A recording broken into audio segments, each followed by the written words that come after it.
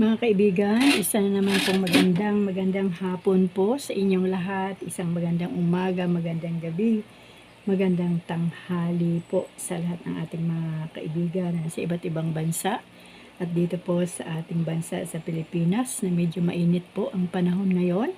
Isa pong magandang araw at isang magandang hapon po sa inyong lahat. Ayan. Tayo po ay nagpapasalamat sa Panginoon dahil tayo po ay nabigyan na naman ng pagkakataon na makapagpatuloy sa pagbabasa ng salita ng ating Diyos.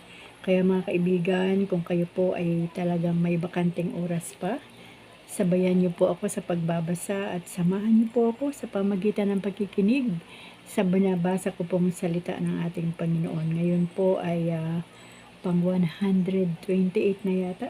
126 ay 27 o 128 days. Check ko na lang po yan mamaya. Kaya mga kaibigan, tayo po ay magpapatuloy na sa pagbabasa at patuloy ko pa rin po hinihiling ang gabay at patnubay ng ating Panginoong Diyos sa pagbabasa ng kanyang salita at ang presensya ng banal na Espiritu Santo na tayo po ay samahan habang tayo po ay nagbabasa ng salita ng Diyos. Kaya muli po ay buksan po natin ang ating mga Biblia sa aklat po ng Isaiah chapter 6. Ayan po, nasa chapter 6 na po tayo ng Isaiah at ang page po ng ating binabasa sa Biblia ay pang 655 na kasi nandito na po tayo sa Isaiah. Ano po? Ang sabi po dito sa Isaiah chapter 6, ito po ay ang pagkatawag kay Isaiah. Nang taong mamatay si Haring Osyas, nakita ko si Yahweh na nakaupo siya sa isang napakataas na luklukan. Ang laylayan ng kanyang damit ay nakalatag sa buong templo. May mga sirapin sa kanyang ulunan at bawat isa ay may 6 na pakpak. 2 ang nakatakip sa mukha, 2 sa buong katawan at 2 ang ginagamit sa paglipad. Wala silang tigil ng kasasabi sa isa't isa ng ganito, banal, banal, banal si Yahweh na makapangyarihan. Ang kanyang kaniningay laganap sa sanlibutan. Sa lakas ng kanilang tinig ay nayanig ang pundasyon ng templo at ang loob nito'y napuno ng usok. Sinabi ko, kawawa ako, marumi ang aking labi at naninirahan sa piling ng mga taong marurumi rin ang labi. Mapapahamak ako pagkat ako'y isang makasalanang nakakita kay Yahweh, ang makapangyarihang hari. Pagkatapos may isang siraping sumipit ng baga sa dambana at lumipad na patungo sa akin. Ang baga ay idiniit sa aking mga labi at sinabi, wala ka ng sala, napawi na ang mga kasalanan mo. Narinig ko ang tinig ni Yahweh, sino ang aking ipadadala? Sino ang aming susuguin? Sumagot ako, narito po ako ang isugo nyo. Sinabi niya, humayo ka. Sabihin mo sa mga tao, makinig man kayo ng makinig ay hindi kayo makauunawa. Tumingin man kayo ng tumingin ay hindi kayo makakikita. Papurulin mo ang kanilang isip, bulagin mo sila para hindi makakita. Gawin mo silang bingi para hindi makarinig o makaunawa. Baka sila'y magbalik loob at magsigaling. Itinanong ko, hanggang kailan po, Panginoon? Ganito ang sagot niya.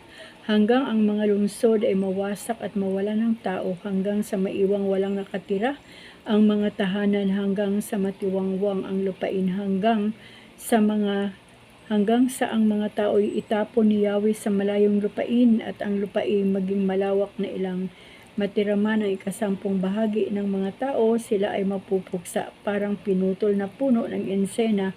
Tuod lamang ang natira. Ang tuod na iyan ay binhing banal. Chapter 7, unang babala kay Akas. Nang kapanahonan ni Akas na anak ni Jotam at apo naman ni Osyas na hari ng Juda, ang Jerusalem ay sinalakay ni Rezin, hari ng Syria, at ni Pekah, anak ni Remalias, hari ng Israel. Ngunit hindi sila nagtagumpay. Nakaabot sa sambahayan ni David ang balitang nagkasundo na ang Syria at ang Israel. Kaya't ang hari, gayon din ang buong bayan ay nanginig sa takot na animoy mga punong kahoy na inuugoy ng hangin. Sinabi ni Yahweh kay Isaiah, Isama mo ang iyong anak na si Jasub at salubungin ninyo si Akas. Matatagpuan ninyo siya sa may dulo ng padaluyan ng tubig mula sa tipanan ng tubig sa itaas, sa daang patungo sa bilaran ng damit. Ganito ang sabihin mo sa kanya, humanda ka, pumanatag ka at huwag matakot, huwag masisira ang loob mo dahil sa nag-aalab na puot ni Rezin ng Syria at ng anak ni Remalias. Ang dalawang iyan ay parang dalawang kahoy na umuusok ngunit di nagdidingas. Nagbalak ng masama laban sa iyo ang Syria, ang Israel at ang anak ni Remalias at kanilang sinabi, lusubin natin ang Juda, pasukuin natin at sakupin, papaghariin natin doon ang anak ni Tabiel. Ako si Yahweh ang nagsasabing hindi na ito mauulit. Pagkat ang Syria ay mahina pa sa Damasco na punong lungsod niya, ang Damasco ay mas mahina kaysa Haring Rezin. Ang Israel naman mawawasak sa loob ng 65 araw. Malakas pa sa Israel ang Samaria na kanyang punong lungsod. At ang Samaria ay hindi lalakas kaysa Haring Peka. Ikaw ay mapapahamak pag hindi nanatili ang iyong pananalig sa Diyos. Pangalawang babala kay Akas, palatandaan ng Emmanuel. Ito naman ang ipinasabi ni Yahweh kay Akas, humingi ka sa akin ng palatandaan maging sa kalaliman ng Sheol o sa kaitaasan ng langit. Sumagot si Akas, hindi po ako hihingi. Hindi ko susubukin si Yahweh, sinabi ni Isaias. Pakinggan mo, sambahayan ni David, kulang pa ba ang galitin ninyo ang mga tao? Na pati ang aking Diyos sa inyong niyayamot? Kaya nga't ang Panginoon na rin ang magbibigay ng palatandaan, maglilihi ang isang dalaga at mga anak ng lalaki at ito'y tatawaging Emmanuel. Ang kakaniniyay gatas at pulot pag siya'y marunong ng umiwas sa masama at gumawa ng mabuti, sapagkat bago matuto ang bata na umiwas sa masama at gumawa ng mabuti, ang lupain ng mga haring kinatatakutan mo ay magiging ilang. Ang bayan mo at ang sambahayan ng iyong ama ay ipasasakop niya sa hari ng Assyria. Pagdaranasin ka nito ng paghihirap na kailan may hindi maranasan mula nang tumiwalag sa Juda ang Israel. Sa panahon ding iyon, tatawagin ni Yahweh ang mga langaw sa dulo ng ilog ng Nilo at ang mga pukyutan sa Assyria. Darating ang mga ito at maninirahan sa matatarik na bangin, sa mga siwang na malalaking bato, sa mga dawagan at pastulan sa araw na yaon.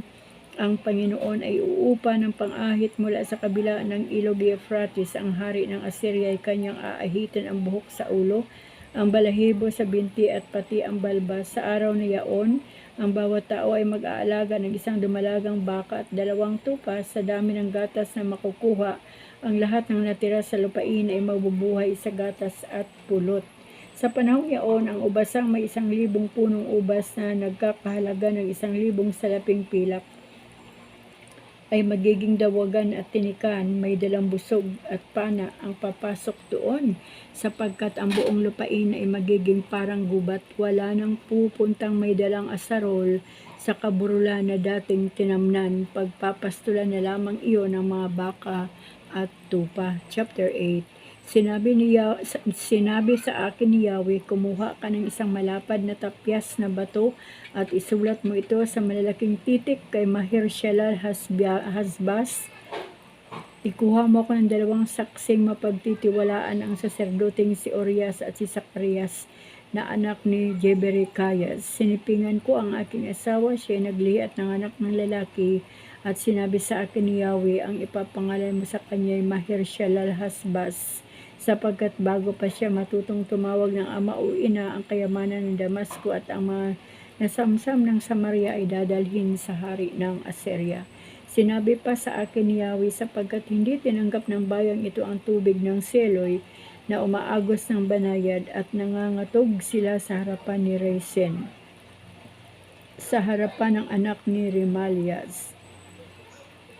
Ipadadala sa kanila ng Panginoon ang hari ng Assyria at ang kanyang kapangyarihan na tulad ng agos ng ilog, malalim at malakas. Ito'y parang bahang daragsa sa Juda. Tataas ang tubig ng hanggang leeg at lalaganap sa buong lupain mo, o Emmanuel. Talastasin ninyo ang mga bansa, kayo'y mawawasak. Makinig kayo, malalayong bayan, kahit kayo handa sa paglaban, ay matatakot din kayo. Anuman ang panukala ay ay mabibigo. Balakin na ninyo ang inyong maibigan, walang mangyayari sapagkat ang Diyos ay sumasa amin. Ganyan ang sinabi sa akin ni Yahweh, samantalang hawak niya ako upang huwag kong sundan ang mga landas na tinatahak ng mga taong ito. Huwag kayo makipagsabuatan sa bayang ito, huwag kayo matakot sa kanilang kinatatakutan. Ang makapangyarihang si Yahweh ang dapat ninyong igalang, siya ang inyong katakutan, siya ang magiging batong kanlungan, ngunit sa dalawang sambahayan ng Israel ay batong katitisuran, bitag at patibong sa mga naninirahan sa Jerusalem. Dahil sa kanya, marami ang babagsak, marami ang mabubuwal at madudurog, marami ang masiselo at mabibitag. Itanim mo sa isip ang patutuong ito, iukit mo ang mga aral na ito sa puso ng aking mga alagad. Maghihintay ako kay Yahweh na tumalikod sa sambahayan ni Jacob, sa kanya ako aasa. Ako at ang mga anak na kaloob sa akin ni Yahweh ay palatandaan at sagisag sa Israel mula sa makapangyarihang si Yahweh na naninirahan sa bundok ng Sion. Kapag may nagsabi sa inyo, samangguni tayo sa mga espiritu at sa mga manghuhula, marapat lang na sumangguni ang mga tao sa kanilang mga Diyos at sa mga patay sa ikagagaling ng mga buhay. Ganito ang inyong isasagot, na sa inyo ang aral ng Diyos at ang patutuo. Huwag kayo makikinig sa mga sumasangguni sa espiritu, ipapahamak lang kayo ng mga iyan. Panahon ng kaguluhan. Sakbibi ng hapis at gutom na gutom. Maglalakad sila sa lupain, mahihibang sila sa kagutuman, at susumpain ang kanilang hari at ang kanilang Diyos. Tumingala man sila sa langit o igala ang tingin sa lupa, wala silang makikita kundi kaguluhan at kadiliman. Ano man ang gawin nila, hindi sila makaiiwas dito. Chapter 9. Paghahari ng prinsipe ng kapayapaan. Nahawi na ang dilim sa bayang malao ng namimigati. Sa mga nakaraang araw, inilagay niya sa kahiyan ang lupain ng Zabulon at ang lupain ng Neftali. Ngunit sa panahong darating, dadakilain niya ang lupain ito mula sa dagat Mediteraneo hanggang sa ibayo ng Jordan, ang Galilea ng mga hintil, nakatanaw na isang malaking liwanag. Ang bayang malao ng nasa kadiliman, na manaag na ang liwanag.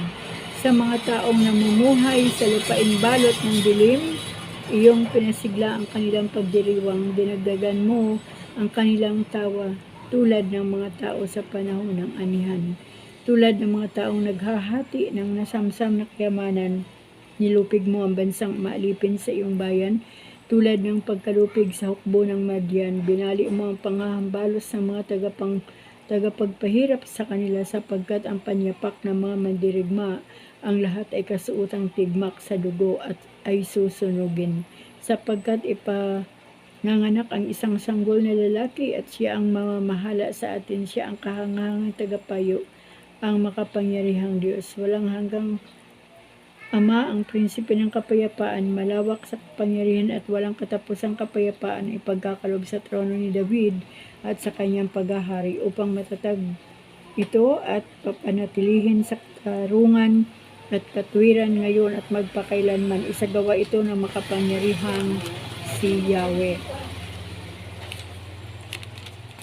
Nagsalita ang Panginoon laban sa kaharian ng Israel sa lahi ni Jacob.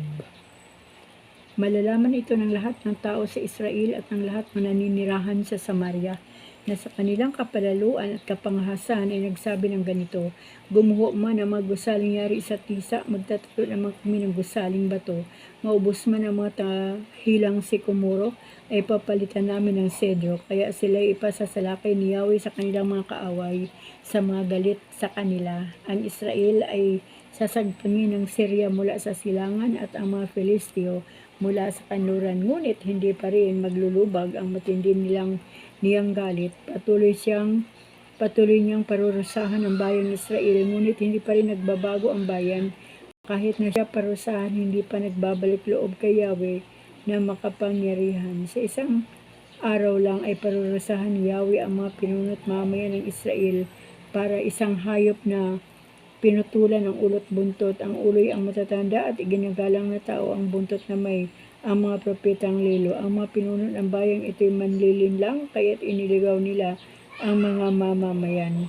Nababayaan ng Panginoon ang mga kabataan at di kahahabagan ang kanilang mga balo at ulila sapagkat sila'y mga tampalasan at sukab at mapagtungayaw, ngunit hindi pa rin maglulubag ang matindi niyang galit at patuloy niyang parurusahan ng bayang Israel. Ang kalupit ay lalagablab na parang apoy at masusunog ang mga tinik at dawag, matutupok ang masukal na gubat at ang makapal na usok ay paiilan lang. Unti-unting tutupukin ni Yahweh ang buong lupain at ang mga tao'y lalamunin ng apoy. Magkakanya-kanya sila ng lakad, dadaklutin nila ang anumang pagkain kanilang makikita. Gayon may hindi sila mabubusog, kanin nila pati kanilang anak. Mag-aaway ang Manases at Israel at pagkatapos ay pagtutulungan ang Juda. Ngunit hindi pa rin lulubag ang matinding puot ni Yahweh. Patuloy niyang parurusahan ang bayang Israel. Chapter 10. Kawawa ang mga gumagawa ng di makatarungang batas, ang mga nagbibigay ng maling kautusan pagkat iyan ang nagkakait ng katarungan sa mga api at nag-aalis ng karapatan sa mahihirap. Kawawa ang mga ang nagsasamantala sa mga babaeng balo at sa mga ulila. Ano ang gagawin ninyo sa araw ng kaparusahan pagdating ng lagim? Buhat sa malayo, kanino kayo lalapit upang humingi ng tulong? Kanino ninyo iiwanan ang inyong mga kayamanan? Walang nalalabi kundi sumuko. Kayo ay mabibilang o mapapatay sa labanan, ngunit hindi pa rin maglulubag ang matinding puot ng Yahweh. Patuloy niyang parurusahan ang bansang Israel. Ikaw, Assyria, ang gagamitin kong pamalo at malupit na kasangkapan ng aking galit. Susuguin ko siya laban sa isang bayang tampalasan sa bayang kinapupuutan ko, upang ito'y wasakin at samsamin ng lahat ng yaman at syurakang parang putik sa lansangan, ngunit wala ito sa kanyang isipan. Hindi ito ang kanyang hangad. Ang layunin niya ay manira at magpasuko ng maraming bata. Ika niya, hindi ba't pawang hari ang aking mga pintuan? Anong pagkakaiba ng Karkemes sa Kalno, ng Arpad sa Hamat at ng Samaria sa Damasco, kung paano nilupig ko ang mga kahariang sumasamba sa mga Diyos-Diyosan na higit na maraming larawan kaysa Jerusalem at Samaria. Kung ako ang ginawa ko sa Samaria, kung ano ang ginawa ko sa Samaria at sa kanyang mga Diyos-Diyosan, iyan din ang gagawin ko sa Jerusalem at sa mga larawang sinasamba nito. Pag natapos ng Panginoon ang gagawin niya sa bundok ng Sion at sa Jerusalem, parurusahan naman niya ang palalong hari ng Assyria, sapagkat ganito ang sabi ni Yahweh. Nagawa ko iyan pagkat ako'y malakas, marunong at matalino. Inalis ko ang hangganan ng mga bansa at sinamsam ko ang kanilang mga kayamanan at ibinagsak sa lupa ang mga nakaluklok na trono. Kinamkam ko ang kayamanan ng mga bansa na parang kumukuha ng pugad ng ibon. Tinampot ko ang buong daigdig na parang dumadampot ng itlog na iniwan ng inahin. Walang pakpak na pumapagaspas ni huning narinig. Makapagmamalaki ba ang palakol sa may-ari nito? Makakapagmamataas ba ang lagari sa gumagamit niyon? Ang baston pa ba ang mangwawasiwas sa may hawak nito?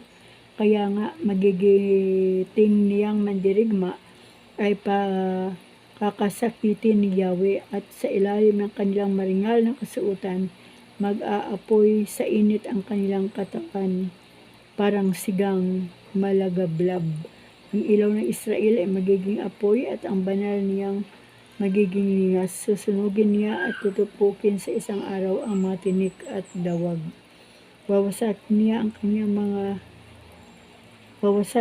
kanyang mga parang at gubat. Kung paano winawasak ng hari ang katawan ng tao, iilan ang matitirang punong kahoy sa gubat. Ang mga ito'y mabibilang kahit isang batang paslit. Sa araw na yaon, ang malalabi sa bansang Israel ay hindi na aasa sa mga nagpahirap sa kanya. Kay Yahweh sa banal na Israel, sila mananalig ng buong katapatan. Ang mga natira sa sambahayan ni Jacob ay magbabalik loob sa Diyos sa makapangyarihan. na makapangyarihan. Sapagkat kung sindami man ang buhangin sa dagat ang mga Israelita, ilan lamang ang makababalik, nakatakda na ang parusa sa iyo batay sa katarungan. Sa takdang panahon, ang buong bansa ay pupuksain ni Yahweh, ang Panginoong makapangyarihan. Kaya ganito ang sinabi ni Yahweh ng Panginoon. Makapanghihinayang. Ulitin ko mga kaibigan na verse 24 ng chapter 10. Kaya ganito ang sinasabi ni Yahweh ng Panginoong makapangyarihan. Yan. O bayan kong naninirahan sa Sion, huwag kang matakot sa mga taga-Assyria kung ikaw may hampasin nila o pahirapan tulad ng ginawa sa iyo ng mga taga-Ehipto, sapagkat hindi magtatagal at lilipas na ang galit ko sa iyo at sa kanila ko ibubuhos ang aking puot hanggang sa sila'y malipol. At hahagupitin ko sila tulad ng puksain ko ang mga Midyanita sa bato ng Orib. Itataas ko ang aking tungkod sa ibabaw ng dagat tulad ng ginawa ko laban sa mga taga-Ehipto. Sa araw na iyon, aalisin sa iyong balikat ang iyong pasanin, wawakasan na ang pahirap na ginagawa sa iyo. Sumalakay siya buhat sa Rimon at nakarating siya sa Ayat, lumagpas siya sa Magron at iniwanan sa Mikmas ang kanyang daladalahan. Nakaraan na sila sa tawiran at sa Giba, magpapalipas ng gabi, nanginginig ang mga taga-Rama at tumakas na ang mga taga-Giba ni Saul. Sumigaw kayo ng ubod lakas, mga taga-Galim, pakinggan mo. Laisa, tugunin mo, Anatot, tumatakas na ang mga Madmina, nag-aalisa ng mga taga-Gibim. Sa araw na ito, hihinto siya sa Nob, ibinigay na niya ang hudyat sa nasalakayan ng Sion. Ang lungsod ng Jerusalem, masdan ninyo ang makapangyarang si Yahweh sa pamagitan ng nakapangingilabot na lakas. Tinatagpas niya ang mga sanga, ibinabagsak niya ang mga palalo, ibinubuwal niya ang mga kahoy sa kagubatan, bagsak ng Libano at ang matatayog niyang kahoy. Chapter 11. Ang mapayapang kaharian. Ang paghahari ng angka ni David ay nalagot na parang punong kahoy na naputol. Ngunit sa lahi niya ay lilitaw ang isang hari tulad ng supling mula sa isang tuod. Mananahan sa kanya ang espiritu ni Yahweh, bibigyan siya ng katalinuhan at pagkaunawa, nakaalaman at kapangyarihan ng karunungan at takot sa Panginoon. Kagalakan niya ang tumalima kay Yahweh, hindi siya hatol ayon sa nakikita o batay sa naririnig sa iba. Bibigyan niya ng katarungan ang mga dukha, ipagtatanggol ang karapatan ng mga kawawa. Ang salita niya ay parang tungkod na ipapalo sa malulupit. Ang hatol niya ay kamatayan sa masasama. Katarungan at katapatan ang pairalin niya sa kanyang pamamahala. Maninirahan ang asong gubat sa piling ng kordero. Matutulog ang leopardo sa tabi ng batang kambing, magsasama ang guya at ang batang leon. At ang mag-aalaga sa kanila'y batang paslit, ang baka at ang usoy magkasamang manginginain. Ang mga anak nila'y magkakatabing matutulog, kakanin ng damo ang leon na inimoy turo. Maglalaro ang batang pasusuhin sa tabi ng lungga ng ahas. Hindi maano ang bata kahit laruin ang ulupong. Walang mananakit o mamiminsala sa nasasaklaw na banal na bundok, sapagkat kung paanong puno ng tubig ang karagatan, laganap sa buong lupain ang pagkilala kay Yahweh. Sa araw na iyon, isisilang ang hari mula sa lahi ni David, ang magiging palatandaan mula sa mga bansa, ang mga bayi tutungo sa banal na lungsod upang parangalan siya. Sa araw na iyon, minsan pang kikilos ang Panginoon upang pauwiin ang mga nalabi sa kanyang bayan, ang mga nalabi sa mga bihag na nasa Assyria at sa Ehipto, sa Patros, sa Ethiopia at sa Ilam, sa Sinar, sa Hamat at sa mga pulo sa karagatan. Magbibigay siya ng isang palatandaan sa mga bansa.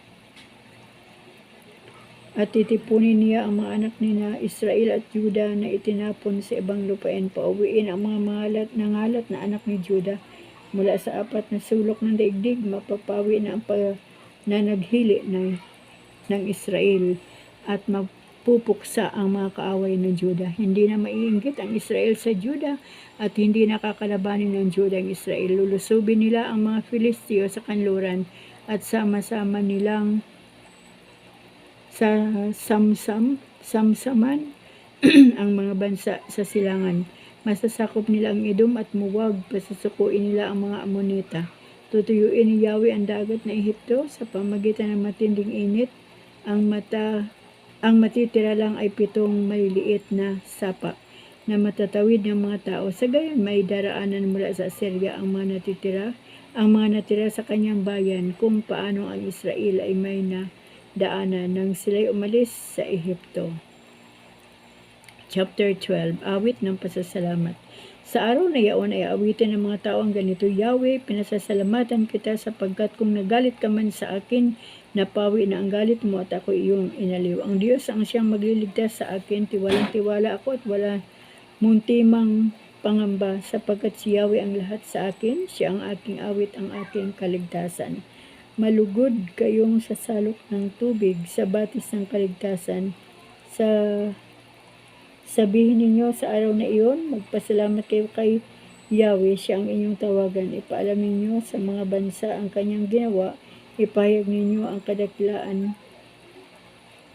ng kanyang pangalan. Umawit kayo ng papuri kay Yahweh, sapagkat kahanga-hanga ang kanyang mga ginawa. Ipahayag ninyo ito sa buong daigdig, mga anak ng Sion. Umawit kayo ng buong galak, sapagkat nasa piling ninyo ang dakila at ang banal ng Israel. Ituloy po natin sa chapter 13, mga kaibigan, ang babala laban sa Babylonia. Hula tungkol sa Babylonia, pahayag na tinanggap ni Isaias na anak ni Amos sa pamagitan ng pangitain. Itayo mang watawat sa taluktok ng burol, malakas mong iutos sa mga kawal na salakayin at pasukin ang palakol, ang palalong lungsod. Inuutosan ko na ang aking mga magigiting na mandirigma upang ipalasap ang aking galit sa mga taong aking ikinapupuutan. Pakinggan ninyo, umaalingi, ngaw-ngaw ang mga bundok sa dami ng tao. Pakinggan ninyo, umuugong ang ingay ng mga bayan, at ang bansang nagtitipon-tipon, pinahahanay ni Yahweh ang kanyang mga hukbo. Mula sa malayong lupain, mula sa dulo ng daigdig, dumarating na si Yahweh upang wasakin ang mga bansa dahil sa tindi ng kanyang galit. Manangis kayo, nalalapit na ang araw ni Yahweh para isagawa ang lubusang pagwasak sa Babylonia. Manlulupaypay ang lahat ng tao, masisiraan sila ng loob, sila'y manginginig sa takot, makakadama sila ng matinding hirap na parang babaeng manganganak. Magkakatinginan sila at matutunaw sa kahiyan. Darating ang araw ni Yahweh, malupit na ang araw at puot at paghihiganti upang wasakin ang sandaigdigan at lipulin ang masasama. Hindi na magniningning ang mga bituin. Ang araw ay hindi sisikat at magdidilim ang buwan. Sabi ni Yahweh, parurusahan ko ang daigdig dahil sa kanyang kasamaan at ang mga tao dahil sa kanilang kasalanan. Ibabagsak ko ang mga palalo, susugpuin ko ang mga mapang-api. Iilan lamang ititira kong tao, ano pat mahirap pa silang hanapin kaysa gintong lantay na galing sa Ophir. Manginginig ang mga langit, mayayanig ang lupa. Pag akong si Yahweh ang makapangyarihan sa lahat, sa araw na yaoy, nagpakita ang aking galit. Parang nagulat sa usa, parang tupang walang pastol, tatakas na pauwi ang mga dayuhan at babalik sa sariling lupain.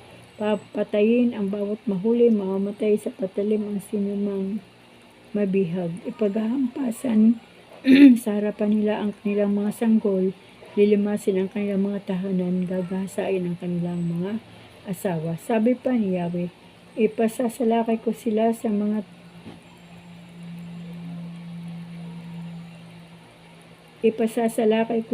mga taga-Media, mga taong hindi tumitingin sa pilak at walang pagpapahalaga sa ginto.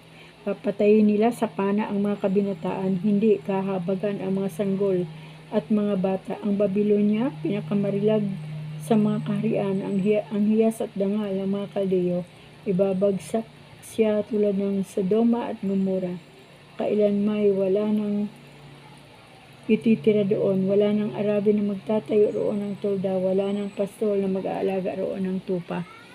Mga hayop na mailap ang mananahan doon, titirahan ng mga kuwago ang kanyang mga bahay. Excuse po. Pagtataguan ng mga abistros at maglulundagan doon ang mga ilap na kambing, aatungal ang mga hiyena sa kanyang mga tore at aalulong ang mga asong gubat sa kanyang mga palasyo. Nalalapit na ang wakas ng Babylonia, hindi na siya magtatagal. Ayan, purihin po ang Panginoon sa buhay nating lahat. Salamat sa Diyos sa kanyang salita. Purihin ang Panginoon sa kanyang salita sa araw na ito, na talaga pong bagamat binabasa natin na para ito sa mga bansa na kung saan ay galit na galit si Yahweh, kung sa atin pong panahon naman ngayon ay meron pong girian ang ating bansa at ang bansa na gustong sakupin tayo. Ngunit mga kaibigan, sabi ko nga po, lahat ng mangyayari ng digmaan, kaharian laban sa kaharian, bansa laban sa bansa, yan po ay hindi na bago sa atin mga kapatid, mga kaibigan ko, mga kababayan ko, dahil nababasa na po natin yan lahat sa Biblia. Yan po ang mga babala ng ating Panginoon. Nakita po natin sa ating binasa dito sa Isaiah chapter 5 to 13 ay talagang grabe po ang galit ng Panginoon dito. Sobra po ang galit niya, lalo na po sa Israel. Dahil yung Israel po, ang mga Israelita po ay talagang kinuha niya po yan sa Ehipto, at ang dami pong ginawa ni Yahweh na mga himala sa buhay ng mga Israelita. Yung 40 years ng kanilang paglalakbay para makarating sa lupang pangako, ngunit naroon po yung matitindi nilang pagsuway, paglapastangan kay Yahweh at paninisi sa mga lingkod ni Yahweh kung bakit sila ay kinuha pa sa Ehipto. Dahil sila po ay mga alipin, parang kontentong-kontento na po sila doon sa kanilang buhay. Ngunit si Yahweh, ang nais po ng Diyos ay pagpalain pa ang mga Israelita, kaya nga po pinakuha sila doon sa Ehipto sa pamagitan po ni Moises. At sa panahon naman po natin, ano po ba ang dapat na ikagalit ng Diyos sa Pilipinas?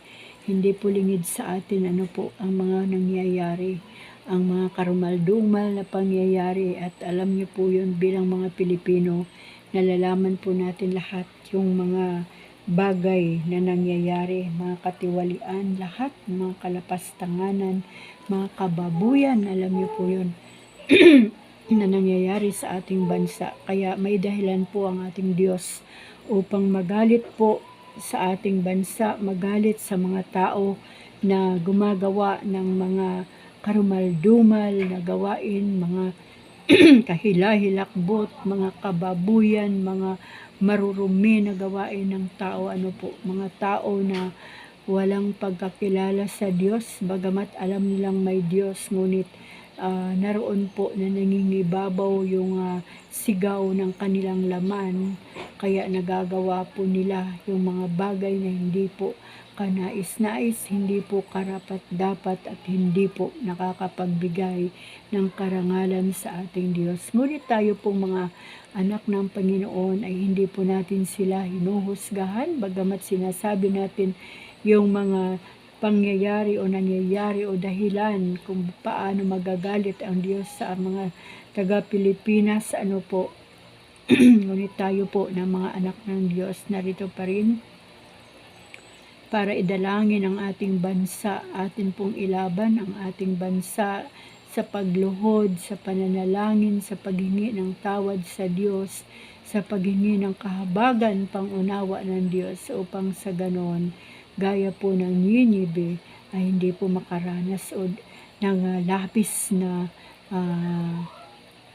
kahirapan ang ating bansa, lalo na po tayo na mga tao na naririto, at wala po tayong ibang pag-asa sa panahon ito kundi ang ating Diyos lamang.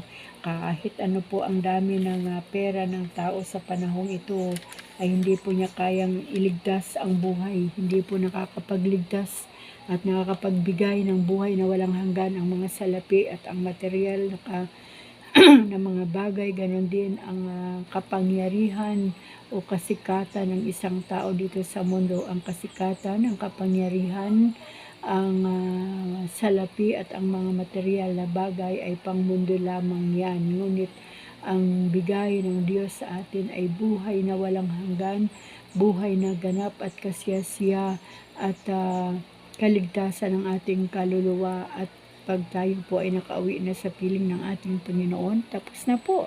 Wala na pong magkukurap doon, wala nang korupsyon, wala nang gagawa ng kasindak-sindak na karumihan, wala nang gagawa ng nakakakilabot na kasalanan sa harapan ng Diyos, kundi lahat po tayo na dadalhin ng Diyos sa kanyang kaharian ay mamumuhay po tayo doon ng payapa, puno ng kagalakan at kapayapaan, at wala na po tayong sakit doon, wala na po tayong pangamba doon, wala na po tayong gagawin sa lugar na iyon kundi sambahin, awitan at purihin si Yahweh sa kanyang kabutihan bilang ating Diyos na buhay at makapangyarihan sa lahat. Kaya mga kaibigan,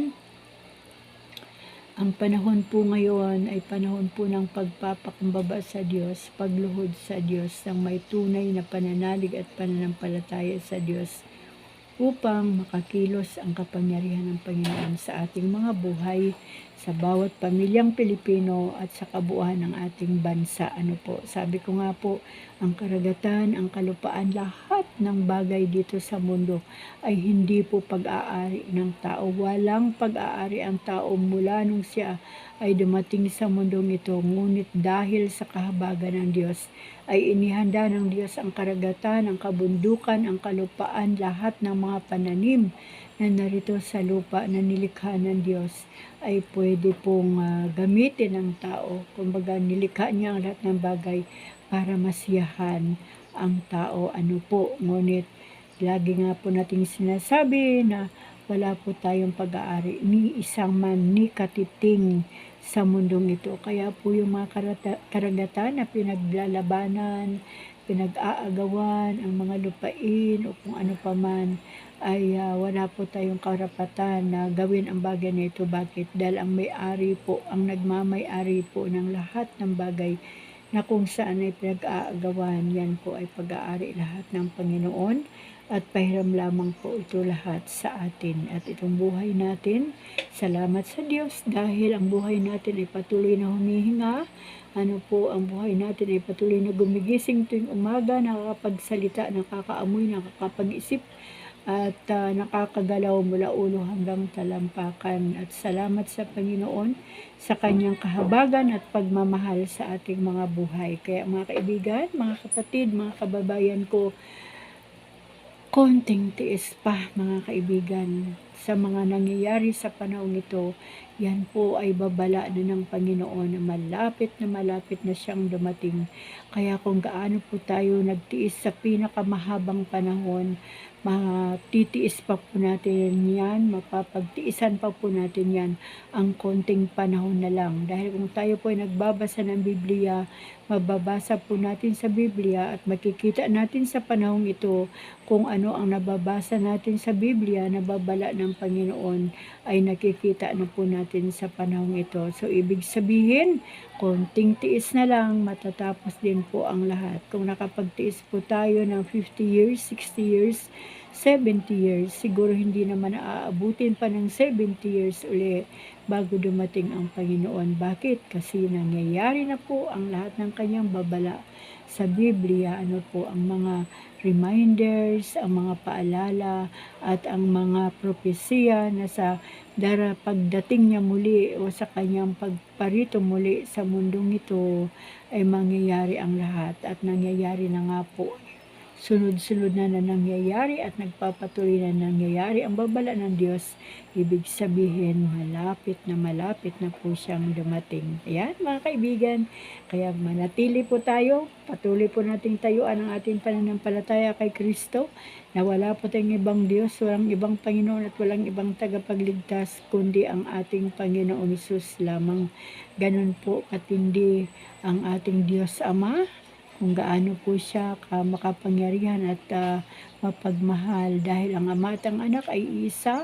Hindi tayo makakarating o makakaparoon sa Ama kung hindi tayo dadaan sa Anak. Ano po? Kaya sinasabi rin po ng Biblia na ang Anak at Ama ay iisa. Kaya lagi po tayong dumadaan kay Jesus Christ, at ang Diyos naman po ang nag-i-intercede sa atin papunta po sa ating Ama sa langit. Ano po? Kaya mga kaibigan, nawa po ay naunawaan natin ang salita ng Diyos at ito po ay nakapagbigay sa atin ng lakas na higit sa lahat ng ating pananampalataya sa Panginoon. Kaya hanggang dito po muli ang ating Bible reading, at loobin po ng Panginoon na sa araw ng bukas ay buhay pa ang mundo, buhay pa tayo, malakas pa tayo, ay makakapagbasa na naman po tayo muli ng salita ng ating Diyos. Maraming salamat po sa inyong lahat. Maraming salamat sa Diyos sa inyong mga buhay mga kaibigan, sa lahat ng nakikinig, sa lahat ng nakikisabay sa pagbabasa ng Biblia.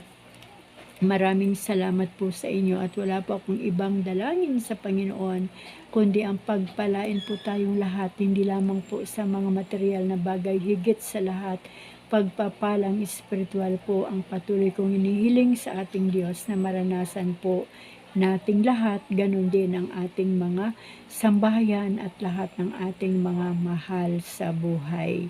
Hanggang dito na lang po muli ang Bible reading ng inyong Nanay Raylie, Lula Raylie, Tia Raylie, o anuman ang inyong tawag sa akin, at salamat sa Panginoon. Pagpalain po tayong lahat ng ating Diyos. Amen.